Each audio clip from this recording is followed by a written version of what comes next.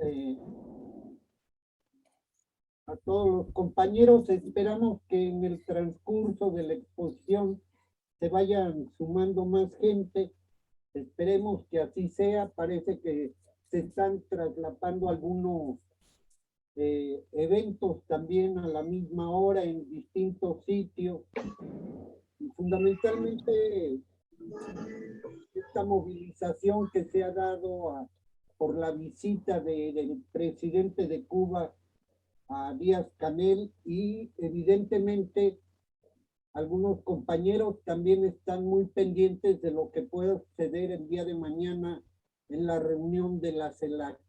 Pero más allá de eso, pues vamos a empezar con un tema que a mí me parece, y a todos creo que nos parece, que es muy relevante y que tiene que ver con el presupuesto público para el 2022, el próximo año. El presupuesto, o cada año los presupuestos nos dicen hacia dónde van, pero también a quién o qué áreas, sectores se van a beneficiar o dónde van a descobijar y en qué se va a gastar el dinero. Pero también por el otro lado es la política de ingreso. No podemos hablar solo de la política de egreso sin tener en consideración la política de egreso. Es por ello que el día de hoy invitamos a camarada, al compañero Héctor Torres González, a que nos hable sobre esta propuesta del presupuesto federal 2022. Y una breve semblanza de Héctor. Es licenciado en Economía por la Facultad de Economía de la Universidad Autónoma de Nuevo León. Fue miembro fundador de la Liga Comunista 23 de septiembre y estuvo en la coordinación nacional de la misma. Fue perseguido político, igualmente fue militante de la corriente socialista, militante del Partido Socialista Mexicano, militante del Partido de la Revolución Democrática, miembro o militante del Movimiento de Unidad Socialista, el MUS, y obviamente yo diría un artífice conjuntamente con otros compañeros, miembro obviamente de ellos, de la promotora nacional por la suspensión del pago de la deuda pública, e igualmente es adherente y miembro del Parlamento Abierto de las y los Trabajadores. Pues con ello le doy la bienvenida nuevamente a Héctor, y adelante, tienes la palabra. Gracias, Gerardo, muchas gracias. Buenas tardes, compañeras y compañeros que nos acompañan. Pues el tema es sobre el presupuesto para el año 2022. Antes que nada, quisiera preguntarle si se puede compartir pantalla para presentar unos cuadros. Juan Pablo. Adelante, camarada Héctor, por favor. ¿Sí se puede? Ok. El presupuesto de egresos y de ingresos que presentó el gobierno federal a través de la Secretaría de Hacienda y Crédito Público a la Cámara de Diputados es importante porque el país acaba de pasar el año pasado por una tremenda crisis económica y social y de salud. Una tremenda crisis que no únicamente afectó a nuestro país, sino que fue la peor crisis económica a escala mundial. Esta crisis hizo estragos en nuestra economía, hizo estragos en la pobreza, en el desempleo, De manera que el presupuesto adquiere importancia porque a fin de cuentas son dineros del pueblo. Son dineros que tienen que responder a las necesidades del pueblo y ayudarle a resolver sus problemas.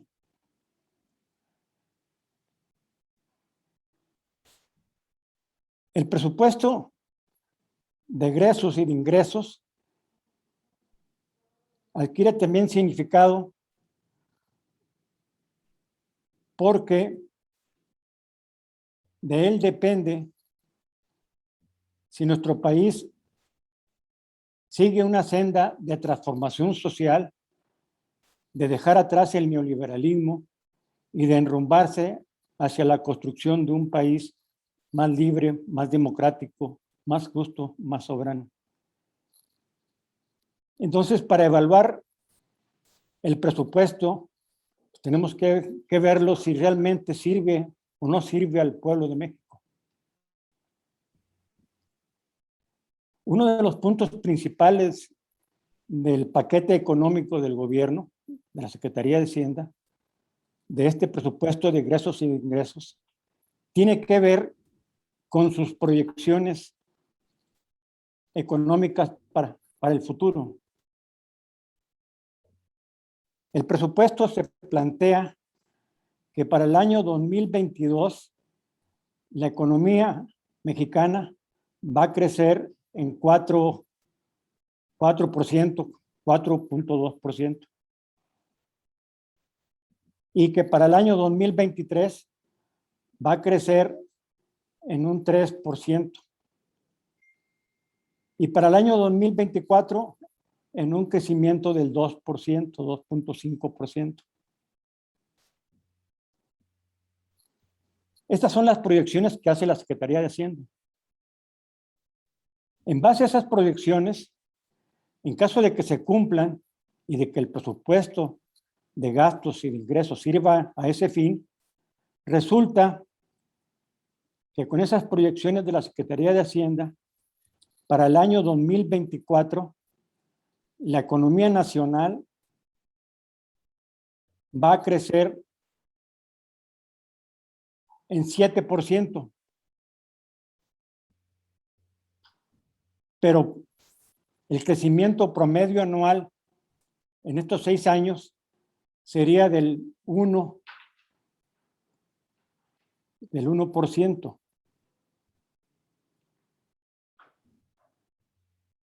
En todo el sexenio, pues, según las proyecciones de la Secretaría de Hacienda en este presupuesto, la economía crecerá al 1% anual en promedio. Pero si a ello le sumamos que en el país la población crece al 1%, resulta que el crecimiento per cápita o el crecimiento de la producción nacional per cápita o por cabeza en todo el sexenio va a crecer el 1%. Es decir, casi nada. Entonces, el presupuesto de egresos y de egresos ya tiene un problema, porque si se cumplieran esas expectativas de la Secretaría de Hacienda, el presupuesto va a resultar insuficiente para que el país crezca a tasas suficientes para que el país pueda generar empleos. Recordemos que en nuestro país cada año ingresan a la fuerza de trabajo 1 millón de jóvenes. Cada año 1 millón de jóvenes ingresan a la fuerza de trabajo. Y además tenemos el problema de que el año pasado se generaron casi 1 millón de despidos y apenas se han recuperado la mitad. Es decir, todavía nos faltan por recuperar 400,000 empleos perdidos. De manera que un presupuesto de egresos y de ingresos debe servir para que el país crezca y para que genere los empleos que están rezagados.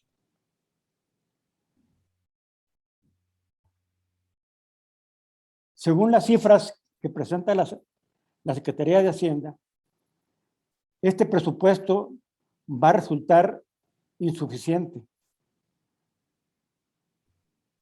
Hay un crecimiento en el gasto del gobierno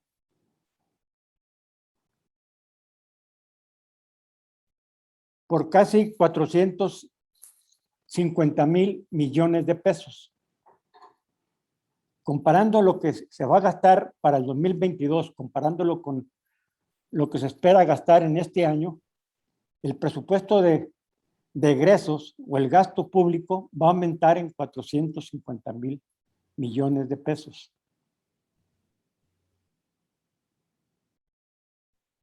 Es decir, se van a gastar 7 millones de pesos. El gasto público va a ser de 7 millones de pesos. Voy a mostrarles una gráfica.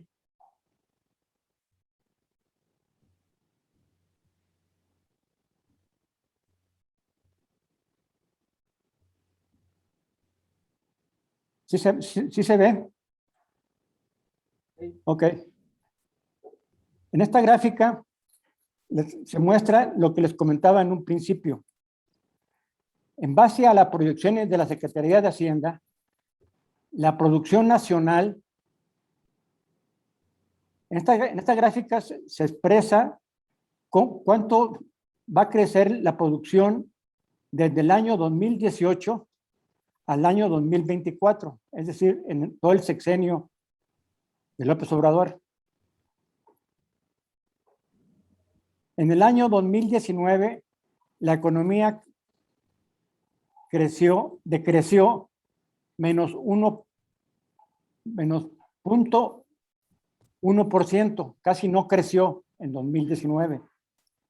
En el año 2020, por la crisis y la pandemia, la economía se cayó en 8%. En el año 2021, este año, el gobierno estima que la economía va a crecer en 6%. Para el año 2022 se espera que crezca en más del 4%. Y así sucesivamente. De manera que cuando termine el sexenio, la economía va a crecer en 7%. En esta gráfica negra se mostraría cómo crecería la economía del país medido por el Producto Interno Bruto a nivel nacional. Y en promedio, como decía, va a crecer al 1% anual. La siguiente gráfica, que es la roja, es el crecimiento de la producción per cápita. Y para el 2024 crecería un 1%. Y en promedio anual sería el 0.17%, casi nulo el crecimiento del Producto Interno Bruto per cápita.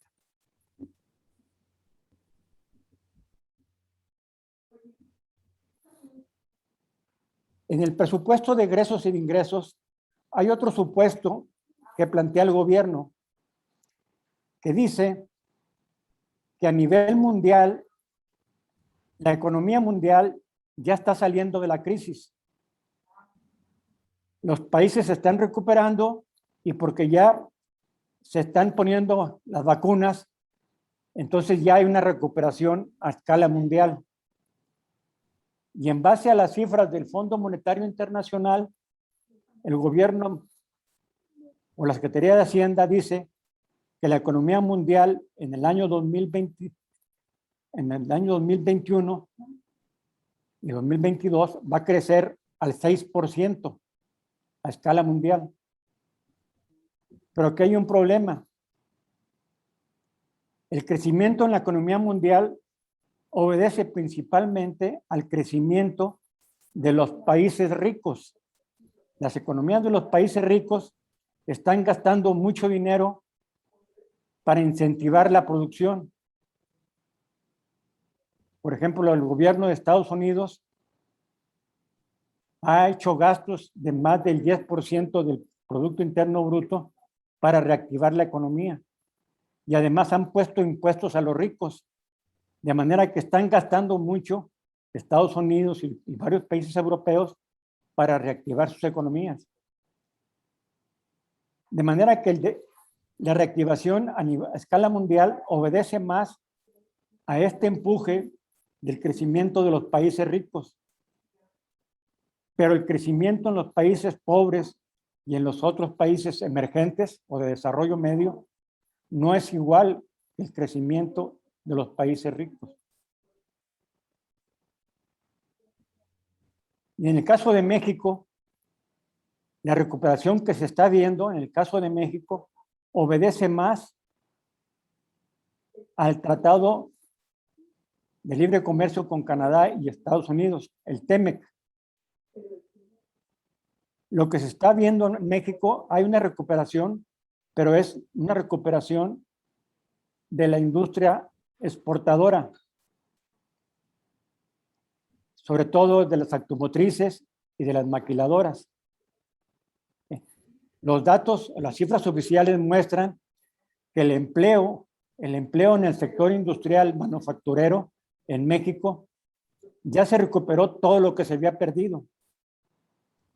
Pero el empleo en el sector servicios, en el comercio y en la construcción todavía no se recupera. En el sector servicios están perdidos 500,000 de empleos que todavía no se recuperan. Esto quiere decir que el mercado interno en México no se está recuperando al mismo ritmo que se está recuperando el sector exportador. Esto está generando problemas para que en México exista una recuperación sostenida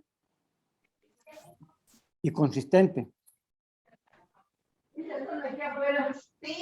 Entonces, dadas estas condiciones de que el crecimiento de México es muy débil, el presupuesto debería estar orientado a reactivar la economía nacional con un sentido de justicia social y sobre todo que genere empleos. El gasto para el año 2022, decía, va a ser un poquito más de 7 billones de pesos, 7 millones de millones de pesos. Esto significa un crecimiento real del 1.5% con respecto al año de 2021.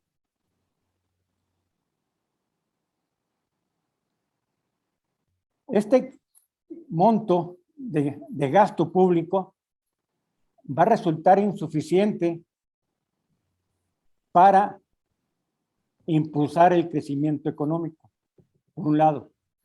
Lo otro, ¿cómo se van a obtener los ingresos para hacer este gasto de 7 billones?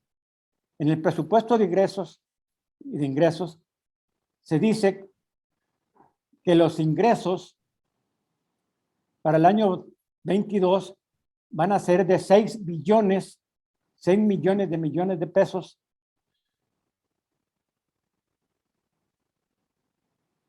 Que es menor al gasto de 7 billones. La diferencia entre los ingresos y los egresos es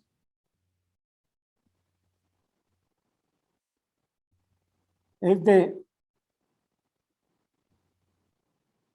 876,000 millones de pesos. Es decir, hay un déficit entre los ingresos y los egresos.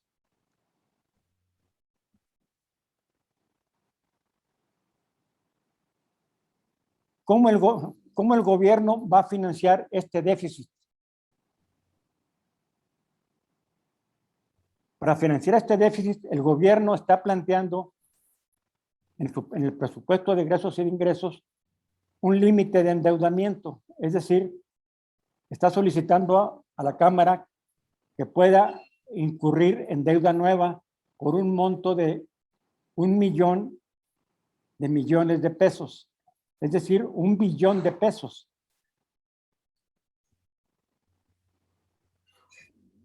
¿Por qué el gobierno va a incurrir en una deuda para solventar el gasto público que quiere hacer para el año 2022?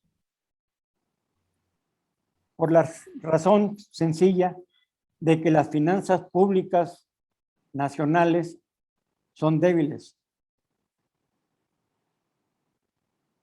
Los ingresos del gobierno federal son insuficientes para sostener un gasto público creciente. ¿Y por qué son insuficientes los ingresos del gobierno?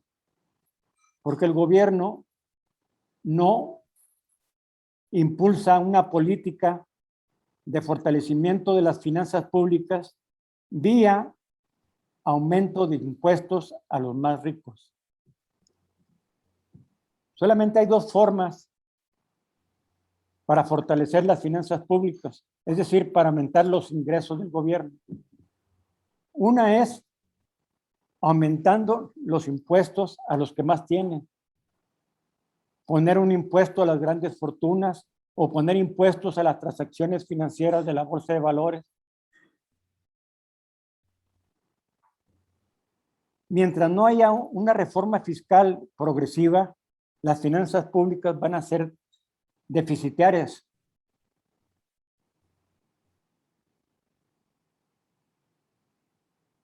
Y la otra forma de fortalecer las finanzas públicas es no pagar el servicio de la deuda pública y utilizar ese pago de la deuda para fortalecer las finanzas nacionales y así acrecentar el gasto del gobierno. En el presupuesto de egresos, decía, comparando el gasto para el año 2022 con el gasto del año 2021, el gasto va a aumentar, decía, en 457,000,000,000 de pesos. Ese va a ser el aumento de gasto para el año 2022. Pero el presupuesto nos dice que para el año 2022 se van a gastar por intereses y comisiones de la deuda la cantidad de 791,000,000,000 de pesos. En esta gráfica viene el costo financiero de la deuda pública desde el año 2000 al 2022. Todo lo que se ha pagado por intereses de la deuda en este siglo está representada en esta gráfica. Y año con año, solamente el pago por intereses es creciente, creciente, creciente. Crece más en el sexenio de Peña Nieto. Y el gobierno actual heredó una gran deuda que hace que los intereses sean cuantiosos. Pues para el año 2022, el pago de intereses va a ser la cantidad de 791,000,000 de pesos. Y les decía que el aumento del gasto público para el 2022 con respecto al 2021 es de 450,000,000,000 de pesos. O sea que casi gastamos casi el doble de lo que aumenta el gasto público en México. Pagamos más por la deuda que lo que se va a incrementar el presupuesto para el próximo año. ¿Cómo se va a dividir este pago de la deuda en el 2022?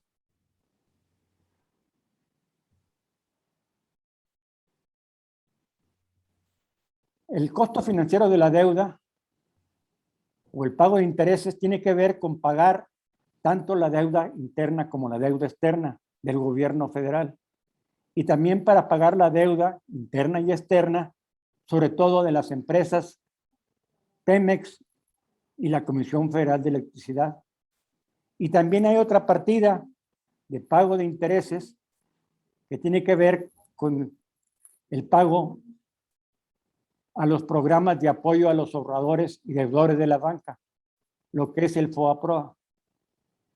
Entonces, estos 790,000 millones de pesos que se va a pagar por deuda, que están presupuestados en el gasto del gobierno, 580,000 es el costo financiero del gobierno federal de deuda interna y externa. El costo de la deuda, financiero de la deuda para Pemex, es de 140,000 millones de pesos y para la Comisión Federal es de 29,000 millones de pesos. Pero por los intereses del FOAPROA se van a pagar todavía más, que son casi 39,000 millones de pesos. Es decir, en el presupuesto de egresos, el pago de la deuda tiene un incremento y el pago de la deuda resulta mayor que el incremento del gasto público para el año 22 con respecto al año 21. Para el año 2022, dentro del gasto público, están los programas sociales y los proyectos prioritarios del gobierno. Es decir, los principales programas sociales y los proyectos de inversión principales del gobierno. Para el año 2022, los programas sociales del gobierno van a sumar la cantidad de 447,000 millones de pesos. Esta cantidad, 447,000, es mucho menos de lo que se paga por los intereses de la deuda. ¿Cuáles son los programas principales sociales para el año 2022? En primer lugar, destacan la pensión para los adultos mayores, que casi se lleva la mitad del presupuesto de los programas sociales, es decir, 238,000 millones de pesos. Luego vienen los programas de apoyo a las personas con discapacidad, pues 18,000, los apoyos a niñas y niños de madres trabajadoras, jóvenes construyendo el futuro, precios de garantía, sembrando vida para el campo, las becas para primaria, secundaria y universidad, que son 80,000, el apoyo a pesca, fertilizantes, producción para el bienestar, programas de reconstrucción, etcétera. De manera que los programas sociales prioritarios, la mitad del costo de estos programas se van a la pensión para adultos mayores. La pensión para adultos mayores tiene un aumento significativo en este año con respecto al año pasado.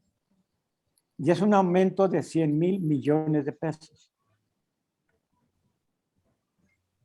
Porque se va a aumentar el monto de la pensión para adultos mayores. Y este es el avance más significativo en este proyecto de gastos. Es benéfico, definitivamente. Y es benéfico aumentar el costo de los programas sociales. Sin embargo, comparando lo que se va a gastar en estos programas con lo que pagamos por la deuda, resulta que le pagamos más a los acreedores internos y externos que en beneficiar a los programas sociales. Los otros grandes proyectos que se plantean para el año 2022 en el presupuesto de de egresos son el costo del aeropuerto Felipe Ángeles, el Tren Maya, el plan del Istmo de Tehuantepec, mantenimiento de carreteras, eliminación de presas, el tren interurbano México-Toluca, el espacio cultural de los Pinos y Bosques de Chapultepec. En total, los programas prioritarios del gobierno suman 127,000 millones de pesos. Pero la mitad de estos programas, la mitad se va a ir al Tren Maya. Es decir, los mayores aumentos se van al Tren Maya porque se van a gastar en el año 2022 63,000 millones de pesos. Como vemos, la pensión para adultos mayores y el Tren Maya de entrada ya suman casi más de 300,000 millones de pesos. Es decir, los principales aumentos son para pensión para adultos mayores y el Tren Maya.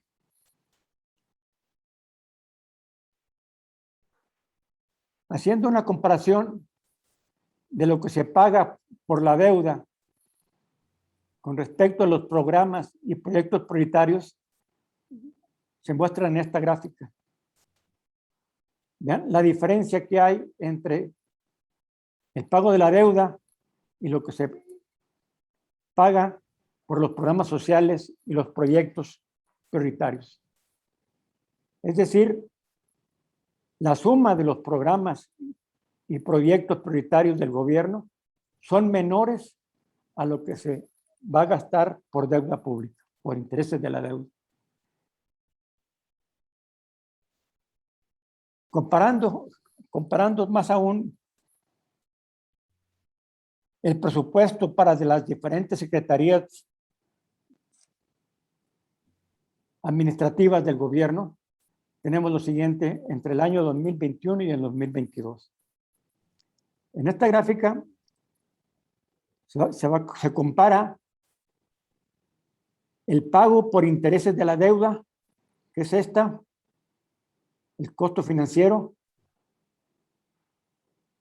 Del año pasado, de este año al 2022, se dispara de 750 a 791,000 millones de pesos.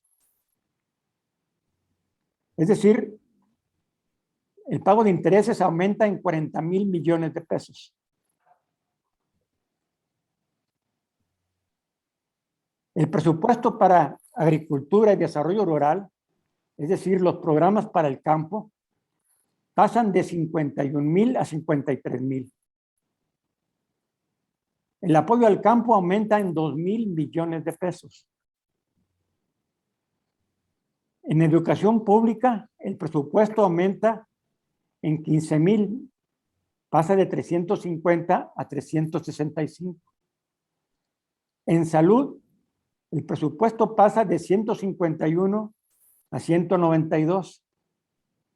Pero vean cómo es similar el aumento de los intereses de la deuda con el gasto en salud. Es casi lo mismo. El aumento en educación es menor a lo que se pagan los intereses de la deuda. El aumento en la Secretaría del Trabajo queda igual.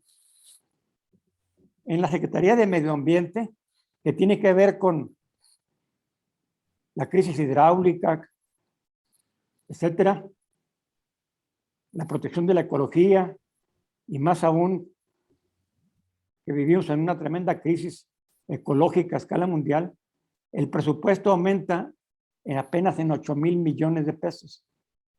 Y es un presupuesto pues ínfimo, pasa de 33 a 41,000 millones. La Secretaría de Bienestar es la que aumenta de 200 a casi 300,000 millones, porque la pensión para adultos mayores aumenta casi en 100,000 millones. La Secretaría del Turismo tiene un aumento de 40 a 66, porque aquí está el presupuesto del Tren Maya. El presupuesto para ciencia y tecnología aumenta en 2,000 millones. Como se puede ver, lo que se paga en intereses de la deuda supera a las principales secretarías administrativas del gobierno, al presupuesto del gobierno. Y en algunos casos, el aumento de los intereses de la deuda supera a los incrementos tanto de la agricultura, de educación, en salud lo empata y todos los demás. La única que tuvo un aumento superior fue las pensiones para los adultos mayores. De manera que esto nos muestra de que el presupuesto del gobierno, buena parte de él se está yendo hacia el pago de la deuda en vez de dedicarse a satisfacer los problemas de salud, de educación, de empleo, ecológicos, de impulsar la ciencia y la tecnología, etc. Dentro del presupuesto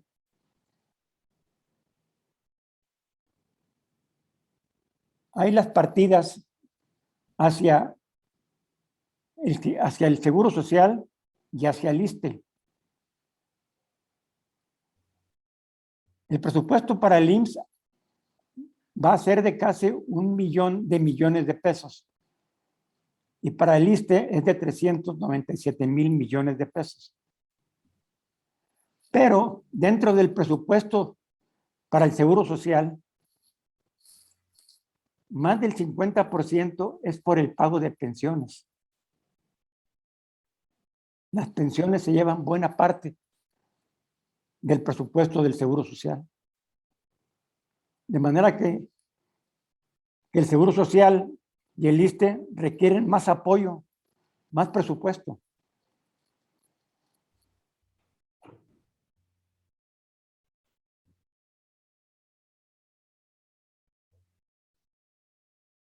El gasto en educación, el presupuesto en la Secretaría de Educación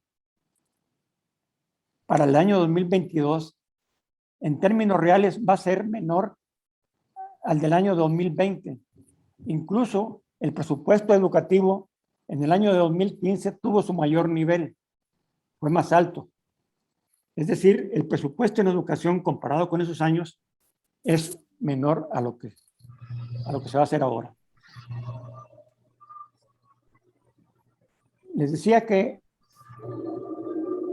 el presupuesto de egresos, el presupuesto de ingresos no va a cubrir el total de gastos para este año 2022. Por eso, en el presupuesto se solicita un límite de endeudamiento. Y en el presupuesto se dice que para la deuda interna el límite va a ser de 850,000 millones de pesos para deuda interna. Y para deuda externa se van a solicitar casi 4,000 millones de dólares, que equivalen a 77,000 millones de pesos. Para Pemex se van a solicitar 27,000 millones de pesos y casi 2,000 millones de dólares. Y para la Comisión Federal de Electricidad también se va a pedir una deuda en pesos y en dólares. Y todo ello que se va a solicitar de deuda va a sumar 1 millón de millones de pesos, más 12,000 millones más. Esto quiere decir que si el gobierno utiliza esa autorización de deuda para fines del año 2022, la deuda pública total se va a incrementar hasta 13.5 billones de pesos. O sea, va a aumentar 1 billón más de lo que se tenía. De manera que el presupuesto de egresos y de ingresos resulta, por un lado, los ingresos van a ser insuficientes para sostener un gasto público. El gasto público que se plantea va a resultar también insuficiente para impulsar una vigorosa recuperación económica. Lo que esto nos dice es que el país requiere un mayor impulso, un mayor vigor para su recuperación. Y para que esto ocurra, el gobierno tiene que incrementar el gasto público. El gasto que, como se está planteando en este presupuesto, no va a empujar el crecimiento que requiere nuestro país. Porque siguiendo, repito, las proyecciones de Hacienda, al final del sexenio, nuestro país va a crecer incluso a tasas promedio menores que en sexenios pasados. Y es cuando hoy el país vive una tremenda crisis, es cuando se requiere un programa emergente que dé un mayor impulso a las políticas oficiales. Voy a leer las conclusiones de este escrito que hizo la promotora. El presupuesto de egresos para el 2022 es insuficiente para las grandes necesidades de nuestro pueblo.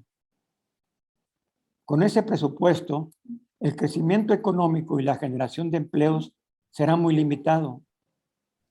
Los países ricos van a crecer a un ritmo más rápido porque instrumentaron programas emergentes y de gran estímulo económico y elevaron los impuestos a los ricos. En México no hay nada de eso, porque si se aumentaran los impuestos a los que más tienen, como los impuestos a las grandes fortunas y a las transacciones financieras, y se suspendiera el pago del servicio de la deuda y se reestructurara esta, habría recursos suficientes y finanzas sólidas para dar mayor dinamismo a nuestra economía. Para aumentar el gasto público, debe haber ingresos públicos suficientes y el pago de la deuda hace que las finanzas nacionales sean débiles.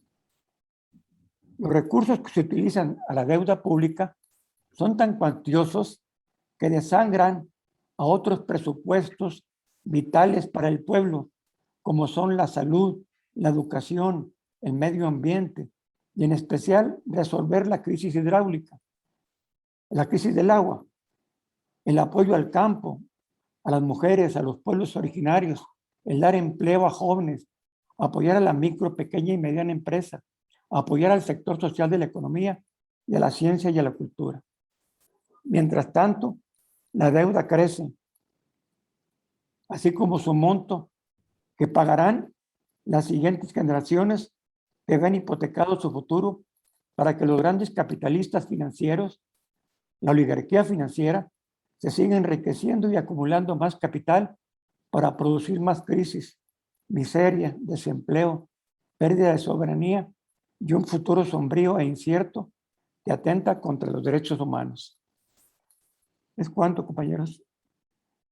Este documento lo discutió la promotora el lunes pasado y se lo voy a pasar para que lo revisen. Es cuanto. Pues muy pesimista tu valoración, cómo está la situación actualmente. ¿Cómo me salgo? Permítanme, ¿cómo me salgo para...?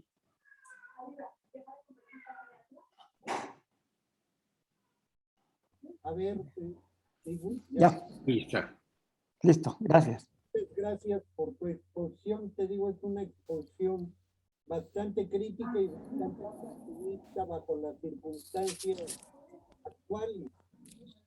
La cuestión aquí habría que preguntarse es qué tanto con la actual correlación de fuerzas se puede modificar este presupuesto, particularmente lo que tiene que ver con el pago del POAPROA o el pago de la deuda pública. Partiendo de que, bueno, tengo entendido que la promotora a partir del 27 del próximo mes inicia también una serie de movilizaciones frente a la Cámara de Diputados justamente para visibilizar estas problemáticas. Y con esto le cedería la palabra a los compañeros si tienen alguna pregunta que hacerle a Héctor o bien tomar la palabra recordándoles que tienen hasta 3 minutos para hacerlo, ya sea una pregunta o bien una valoración política que quieran hacer. Adelante, compañero.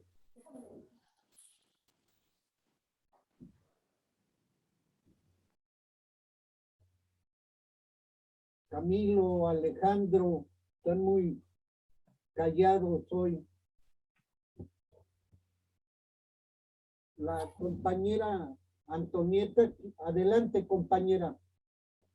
Bueno, yo agradezco la intervención del compañero, me parece que es muy interesante, pero yo le pregunto, ante estos desequilibrios, esos ajustes tan grandes en el presupuesto, que por ejemplo, una parte muy importante se va a adultos mayores, pero que además sigue siendo mal distribuida porque en las entidades donde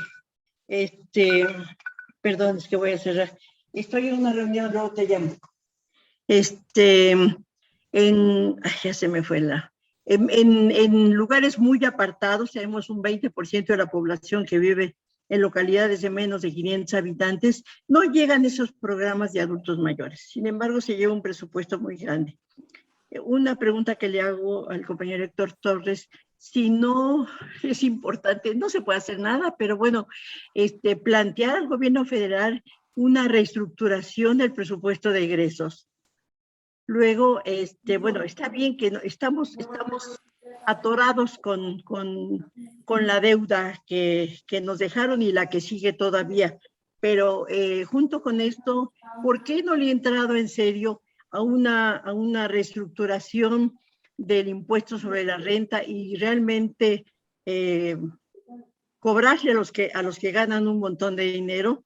El gobierno no lo ha querido entrar a eso, ¿sí? Y hoy hace un presupuesto donde hay cosas que quedan en el aire.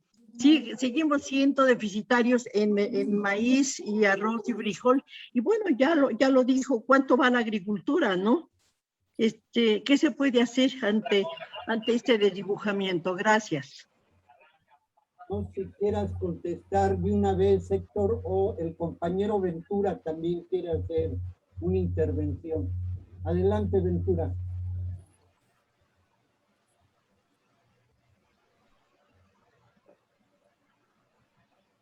No, parece que no. Adelante, Héctor.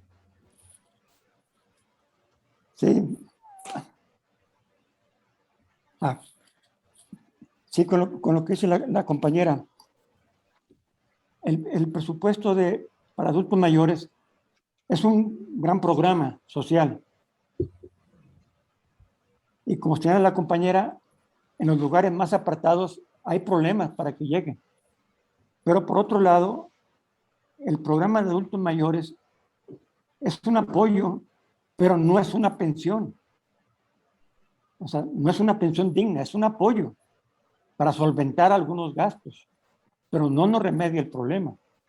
Y lo otro es de que este apoyo es para todos los adultos mayores, independientemente que sean empresarios o trabajadores o desempleados, es para todos, ¿sí?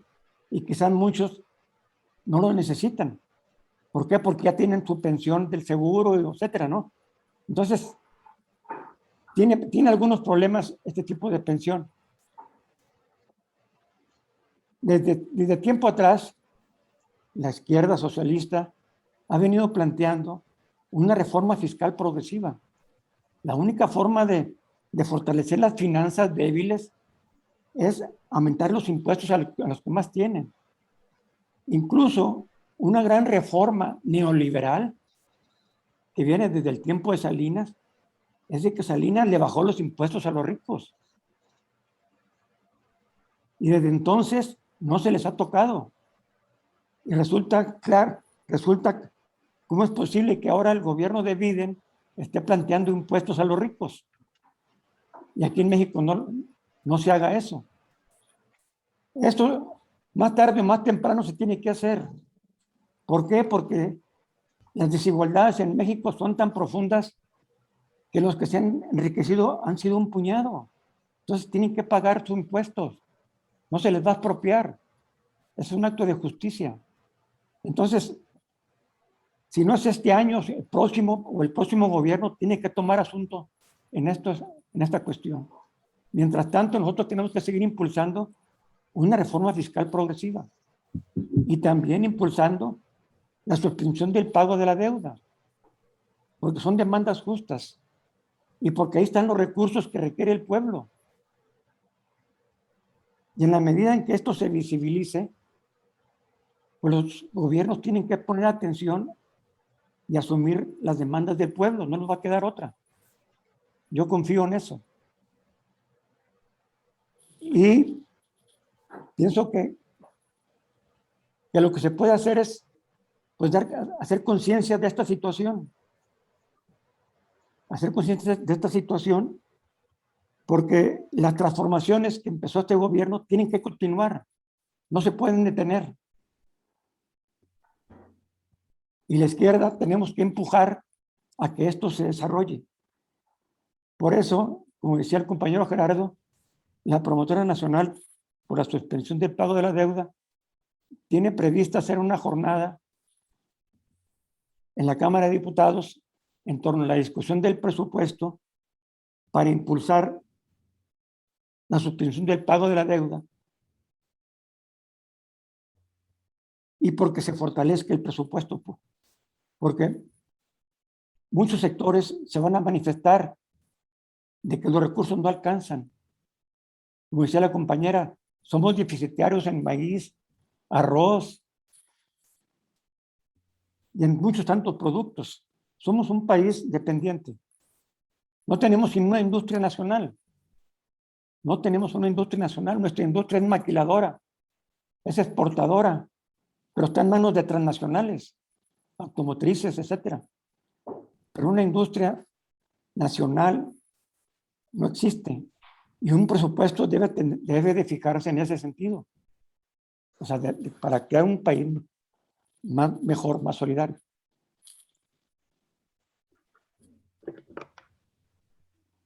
Adelante. Ventura. Compañero Ventura, ¿vas a participar? Adelante. Buenas tardes, noches. ¿Y no habrá alguna solución para evitar ese Fobaproa? Porque creo que también ese se está comiendo mucho aparte del presupuesto. Claro. No sé, que lo analicen los universitarios, los analistas, economistas, todos, para que pueda haber una solución viable. Porque esa deuda que se adquirió, que no era deuda de los mexicanos, pues se convirtió en deuda pública. Digo, ¿no habrá una solución por lo menos para amortizar los pagos? Gracias. Adelante, Héctor, si quieres responder. Sí. Yo mencionaba sobre cuánto se va a pagar el próximo año por el Fobaproa. Se van a pagar por puros intereses 33,000 millones de pesos. 33,000 millones de pesos.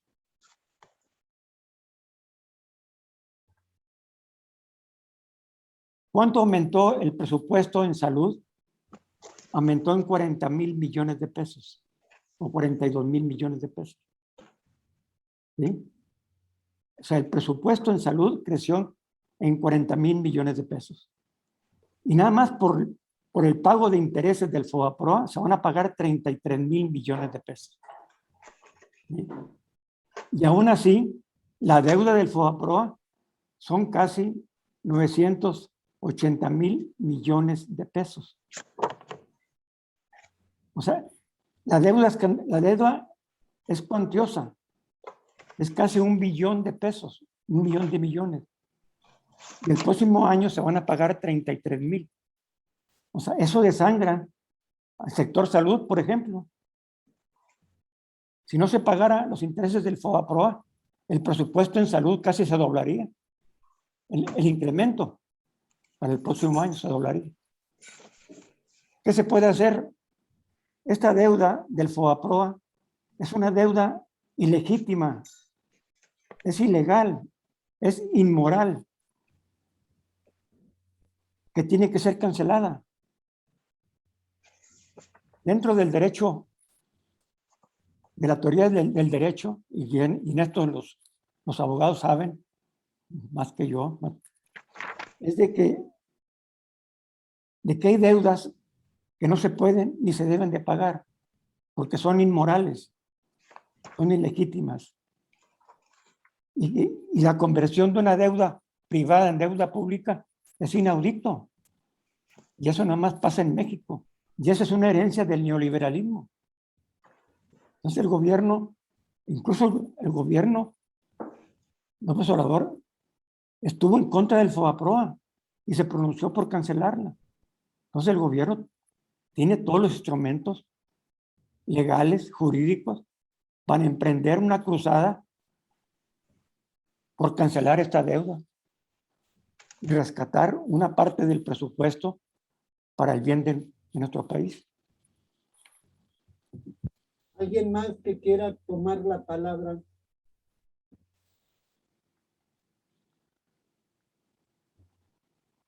Nadie. Adelante, compañero.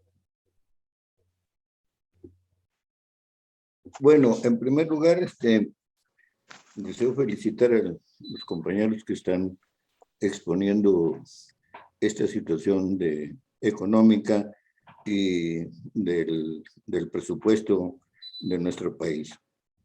Pero me quiero hacer alguna pregunta.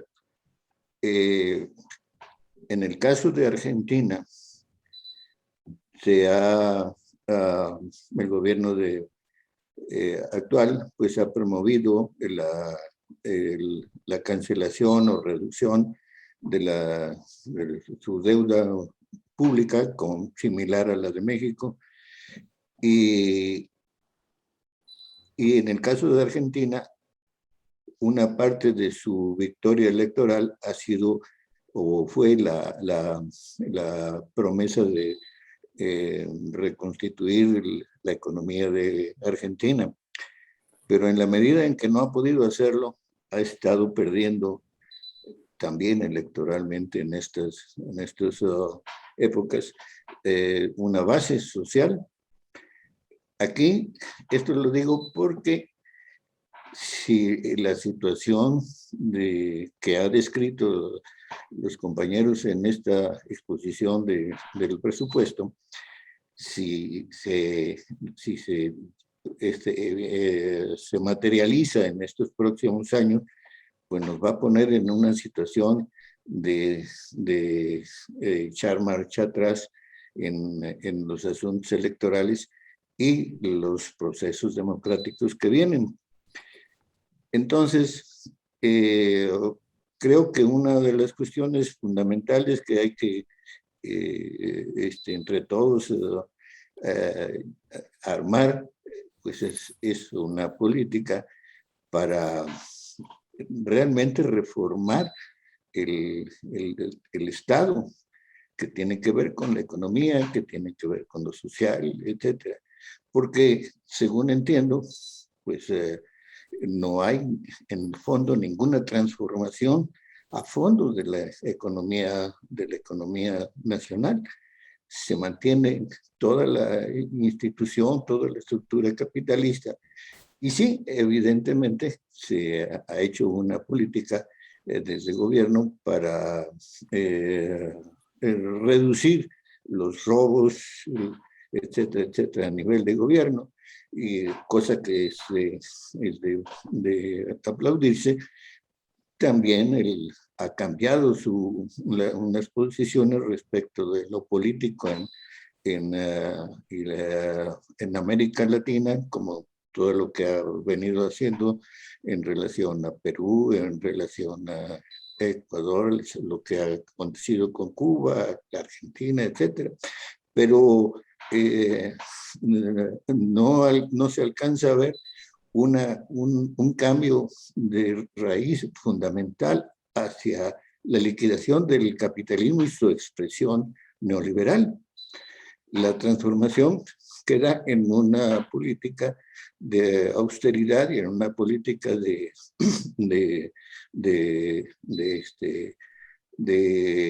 no robo a niveles de gobierno.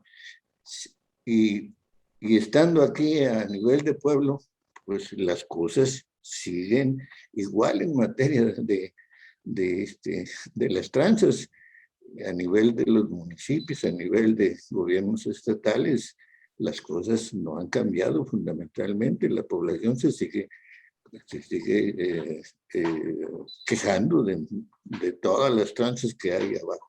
Bueno, pero lo que yo pienso es que hay sectores de la academia, como es el caso de Rolando Cordera y de otros grupos, que entiendo han expuesto de manera parecida lo que hemos escuchado en este momento de los compañeros que nos han mostrado su análisis sobre el presupuesto.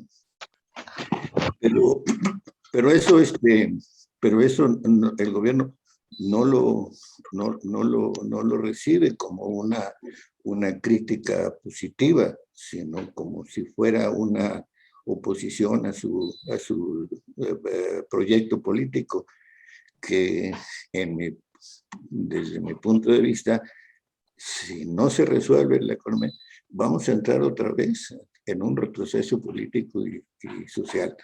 Bueno, entonces lo que me resta decir es que sí necesitamos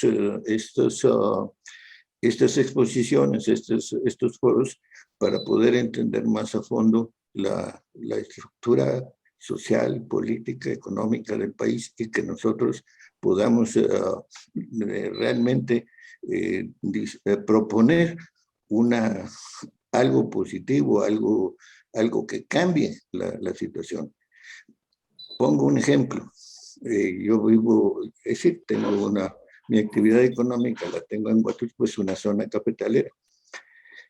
Pero ahí se ha desintegrado totalmente, en la zona cafetalera se ha desintegrado totalmente la estructura económica que tiempos atrás, cuando existía el Instituto Mexicano del Café, una situación parecida en todo el mundo, se atendía de otra manera y se reducían realmente los problemas de los cafetaleros. Hoy se les da una participación, un apoyo económico, pero que no resuelve el problema de los pequeños productores de café. Ve uno, la gente va a cobrar al banco su apoyo y junto está una tienda, Coppel o cualquier otra tienda de las grandes compañías, y entonces pues ahí van a dejar el dinero. No hay se destruyó la estructura social para recuperación económica. Entonces, pero lo mismo acontece en maíz, en la pesca y en todo. Y qué bueno que haya estos foros para que podamos aprender y entender la situación del país. Yo le ruego de manera particular que este documento nos lo pasen por correo electrónico para tenerlo más a la mano, leerlo con más con más detenimiento y aprender de ellos. Muchas gracias, compañero. Gracias, compañero. ¿Alguien más que quiera tomar la palabra? ¿Alguien que se anime? Marco, Rafael. Camilo. Está aquí Camilo pidiéndole. Adelante. Camilo, por favor. Sobre todo, plantear una iniciativa en curso para tratar de influir en el debate en torno al presupuesto. Es la idea de generar un campamento plantón que la promotora aprobó y al que se han ido sumando fuerzas. Hoy distribuimos una promoción para una reunión de la promotora ampliada el día 20, en la que estarán representantes de estas fuerzas que han asumido el plantón. El compañero Héctor es representante del MUS en el Parlamento de las y los Trabajadores, y ahí se aprobó en la última reunión asumir todas las fuerzas que ahí concurren el plantón como una iniciativa colectiva de todas. También están en la organización de las compañeras y compañeros damnificados del sismo del 17, de Chiapas, de Oaxaca, de Puebla, de Morelos, que han asumido también el plantón. Ellos llegarán el 29, del 29 al 1, porque la idea es iniciar el 27, con una tribuna abierta a todas las fuerzas que tienen exigencias, demandas, reclamos, que debieran de hacerse escuchar, meter presión para tratar de incidir en la discusión y definición ya a nivel de poder legislativo del presupuesto de egresos. Es un primer plantón del 27 al 1 de octubre en la Cámara de Diputados Federal, y se está planteando que se puedan replicar en ciudades del interior del país con actividades semejantes. Instalar por unas horas un campamento, plantón, propaganda, agitación en torno al tema. Si se puede tener pantallas, porque en el campamento plantón habrá pantalla, transmitiremos. Y se está organizando actividades formativas de debate, por ejemplo, presupuesto para el campo, que participen representantes de fuerzas que luchan desde el campo y especialistas, presupuesto para la salud, y va a estar gente del sector salud, ya está comprometida la Alianza de Trabajadores de la Salud, en fin, el presupuesto para la igualdad, se buscará una mesa de compañeras feministas que participan del movimiento de las mujeres para que se aborde el tema, y así sucesivamente generar un espacio de debate, reactivar la demanda y el reclamo social más allá del Zoom, que es un buen instrumento para nuestra reflexión e información, pero requerimos pasar a la acción.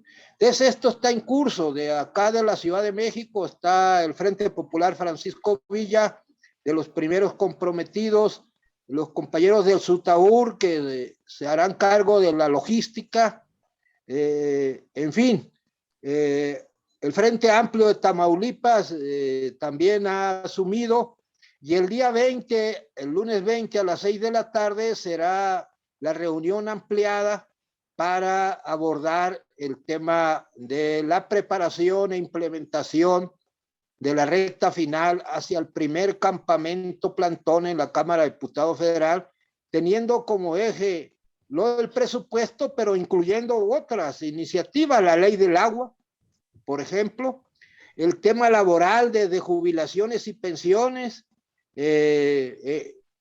cúmulo la desprivatización de las AFORES, de los fondos para las jubilaciones y pensiones, que pudiera ser un fondo, es un fondo muy grande, que se usara para multiplicar la inversión y generar un avance en la atención a la deuda social muy grande que existe en nuestro país. La igualdad es brutal y la pobreza también, y aún con los programas sociales han crecido.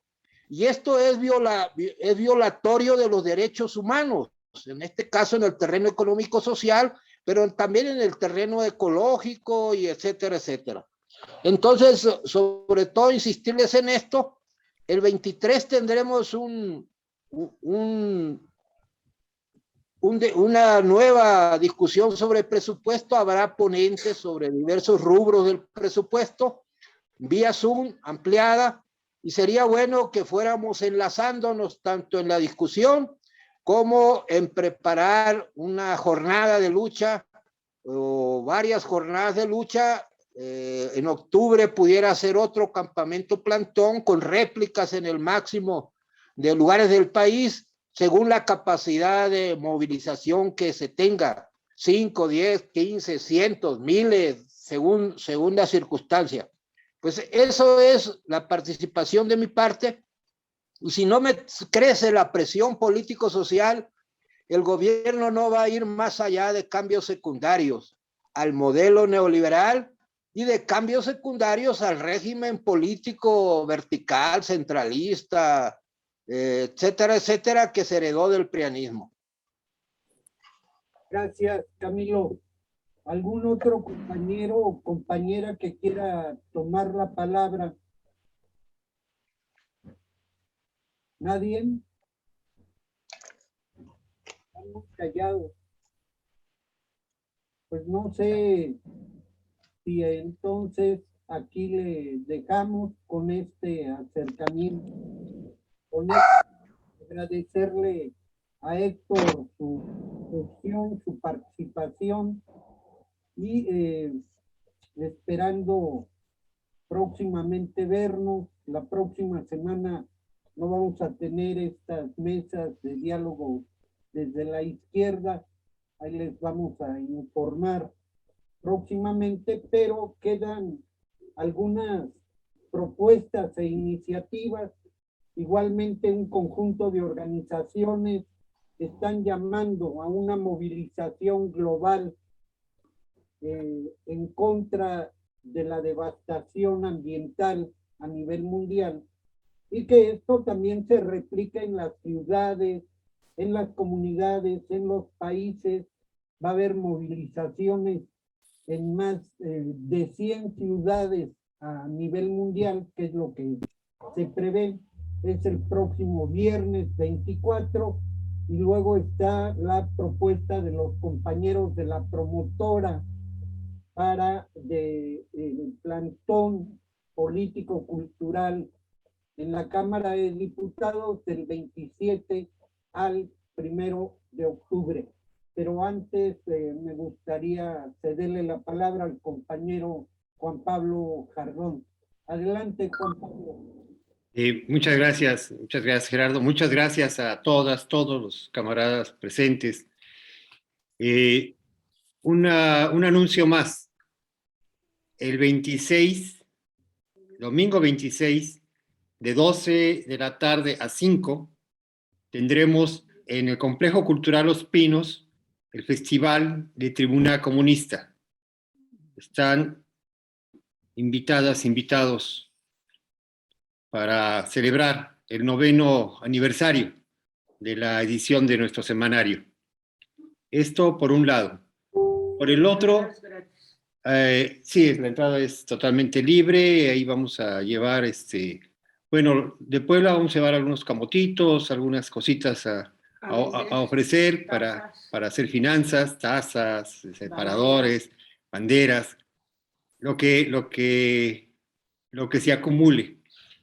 Bueno, agradecerles.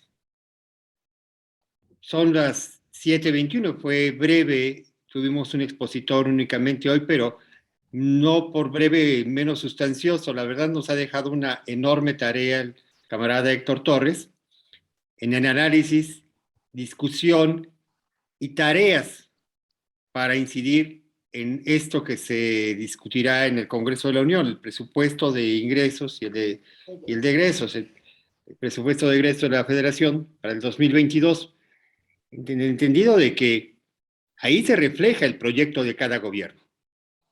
El qué hacer con los recursos implica el qué hacer mucho del sentido de la política.